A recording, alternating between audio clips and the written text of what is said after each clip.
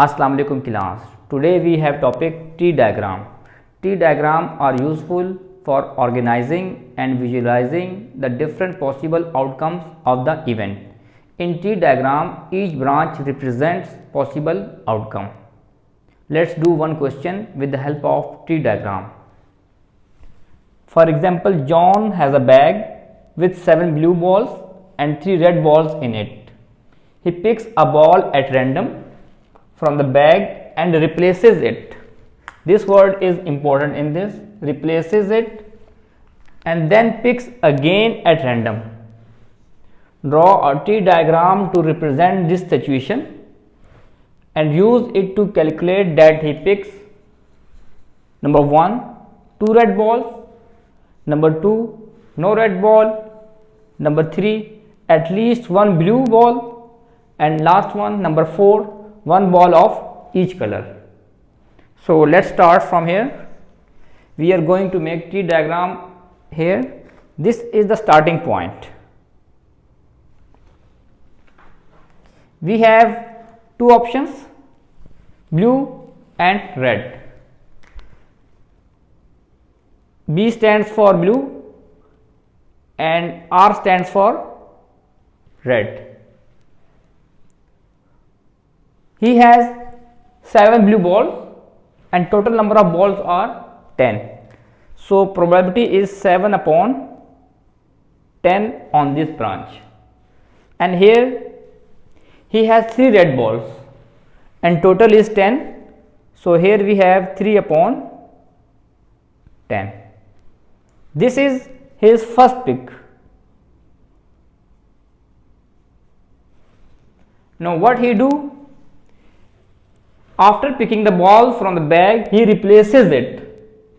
It means the number of balls are same as they were at the starting point. So on second pick, again we have blue and red. So there is no change in probability on this branch and this. It is still the same, 7 upon 10, and here red we have 3 upon 10. From here again we have two branches, one for blue and one for red. Probability will be same. For blue we have 7 upon 10 and for red we have 3 upon 10. This was his first pick and this is second pick. Now we make here one column, outcomes. On the first we have blue and then blue, so we have 2 B's, and here we have B and then R. Similarly here we have RB and last one is R and R, and in this column we write their probabilities.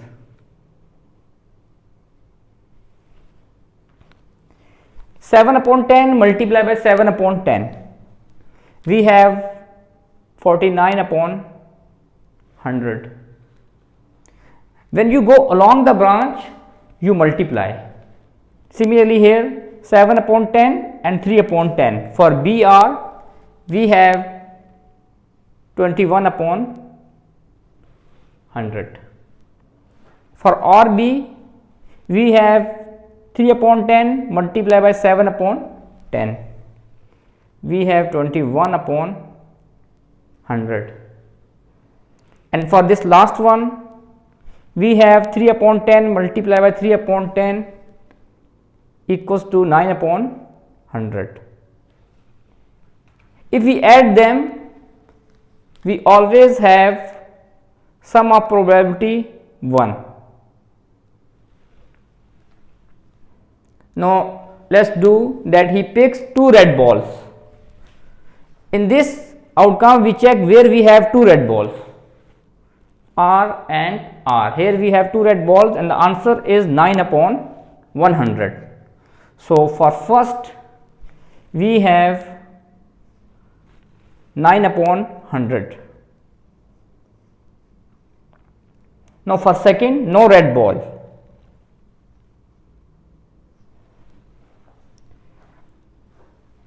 No red ball means we have both blue balls. Here we have red, here we have red, and here. So we choose this one. For this we have 49 upon 100.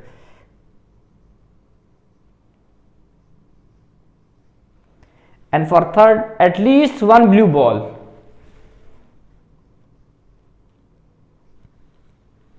At least one blue ball means if we subtract the probability of this 2R, we get at least one.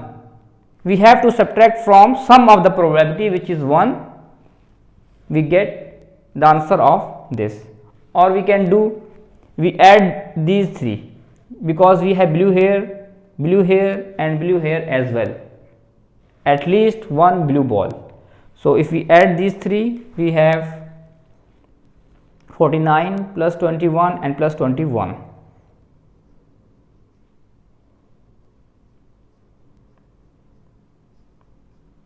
Divide by 100. This equals 91 upon 100. Now we have last one ball of each color. It means we have at least one blue and one red. So which is this BR and RB. So for the fourth part, we have 21 upon 100 plus 21 upon 100, which is 42 upon 100, or simplification you have 21 upon 50. So this was how, if he replaces it back and then picks one more time. So let's change this, and here we have now, if he does not replace, so does not replaces, we add here now. Remaining all the situation is same. So let's do here. Again for the first pick we have one blue and one red. Probability for the blue is again 7 upon 10 on this branch, and here we have 3 upon 10. This is first pick, and here we have second pick. Now when we go for the second pick from here, again we have two options, blue and red. Now it is saying once he picked the bag from the ball, then he does not replace. It means you have to subtract one ball. So for the blue we are going, he has picked one blue ball, then for the blue he has 7 minus 1, which is 6, and in total definitely 1 will become, so we have 9. And for the red, he has not picked the red ball first pick. On the second pick he is going for the red. So total red are 3, and in divide we have 1 minus from this, which is 9. Or you can simplify and write 2 upon 3 here, and here you can write 1 upon 3 on simplification. Now from here we have again two options, blue and red. First he has picked red ball. Now he is going for the blue. So blue are 7, and we have to subtract from the total, it would be 9. Now for the red, he already picked on the first pick red ball. So we have 2 here, and total from 1 minus, which would be 9. So we make one column here for the outcomes. We have here blue, blue, here we have blue and red, here we have red and blue, and here we have red and red. Now we write their probabilities. First is 7 2s are 14 upon 10 3s are 30, or we can write 2 7 upon 2 15s are 30. For the next we have 7 upon 3, 3 10s are 30, so 7 upon 30. And for this RB we have 7 3s are 21 upon 90, or we can simplify 7 upon 30.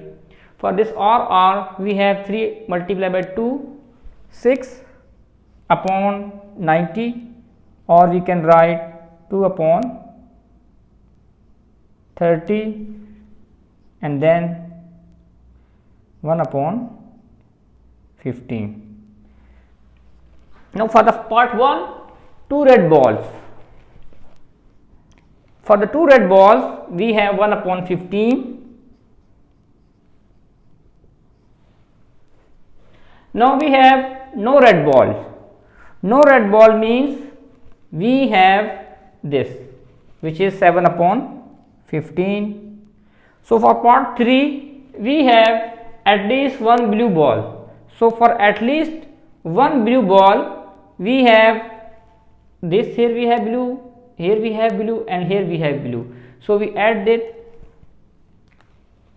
7 upon 15 plus 7 upon 30 and plus 7 upon 30. If we simplify, we get 14 upon 15. Now last one is one ball of each color. For one ball of each color we have BR and RB. If we add this we have 14 upon 30, or we can write 7 upon 15. So this was how we do tree diagram. First we make tree and we write the probabilities on the branches, then next column we write the outcome, and here we have the probability. Then we see what option we have for 2 red balls, no red balls, at least one blue ball, and one ball of each color. I hope this thing is clear.